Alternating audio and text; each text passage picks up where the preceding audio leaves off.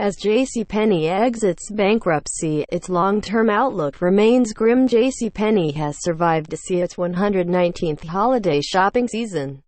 How many more it has ahead of it is tough to say.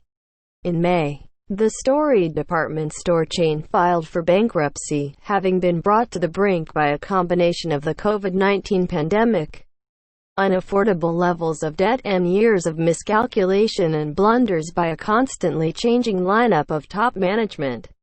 The brand's most recent profitable year was 2010, and net losses have since reached roughly $5 billion. JCPenney got final approval on its plans to emerge from bankruptcy just last week on the eve of the all-crucial holiday shopping season, thanks to a rescue by mall owners Simon Property Group (SPG) and Brookfield Asset Management, who will now own and operate the company. Other creditors were willing to accept the store's real estate holdings as payment for what was owed to them. The bankruptcy process has given the chain the lifeline it needed, slashing its debt and reducing the number of stores to just under 700, down from 846 at the time of the filing. The restructuring also saved an estimated 60,000 jobs, though that represents roughly 25,000 fewer workers from the time the bankruptcy began. The retailer now has the cash it needs to put products on the shelves and run ads online and on television during the holiday season. This transaction is a testament to the thousands of dedicated employees who have been working incredibly hard over the last several months under difficult circumstances, said CEO Jill Soltau when the deal with Simon & Brookfield was announced in September. Our customers are at the heart of JCPenney, and we look forward to serving them under the JCPenney banner for decades to come, but the chain is heading into a holiday season that is likely to be a challenge for many brick-and-mortar retailers. A rising number of COVID-19 cases and new limits on businesses could again shut down many of its stores. Major rivals such as Walmart (WMT) and Target (TGT) will be able to stay open through any new shutdowns because they sell groceries and are considered essential, whereas JCPenney will be left with only online sales if stores are forced to shutter.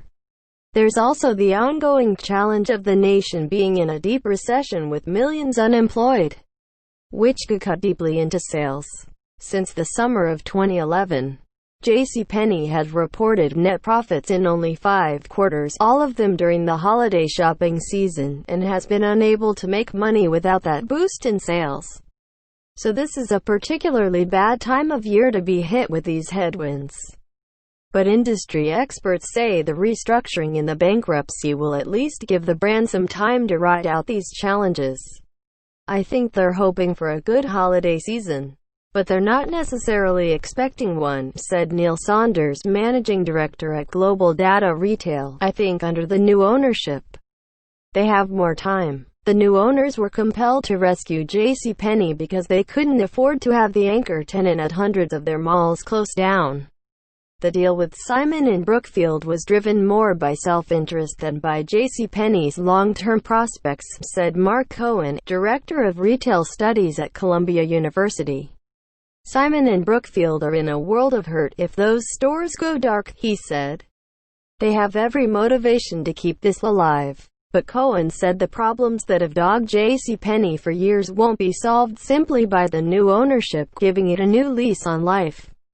He believes that as the economy recovers and new uses for retail spaces emerge, the incentive to keep the chain open could quickly vanish. They're not going to have a great Christmas, he said.